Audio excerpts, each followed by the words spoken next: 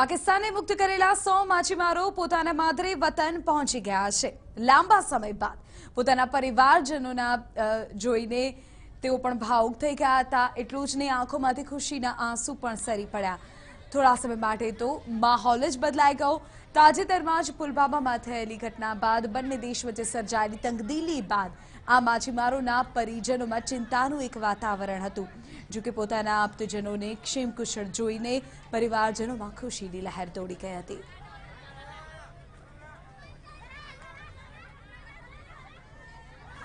અમને દરિયામાંથી પાકિસ્તાનની લેવીએ પકડ્યા હતા અને પકડીને અમને લાંડી જેલમાં મૂક્યા હતા અને 17 મહિના અમે જેલમાં કરીને આવ્યા છીએ અને આજે અમે ઘર પરિવારને મળશું તો અમને બહુ આનંદ છે। જેલમાં શું કરાવતા અને અમે જેલમાં અમે મોતીનું કામ કરીને અમારો ગુજારો ચલાવતા હતા।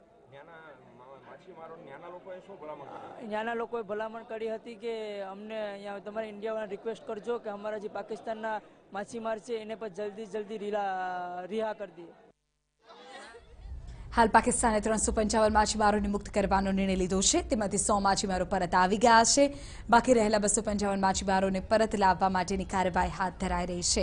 આ અંગે ફિશરીઝ નિયામકના અધિકારીએ જણાવ્યું કે તેઓ આ દિશામાં જ હાલ કાર્યવાહી કરી રહ્યા છે।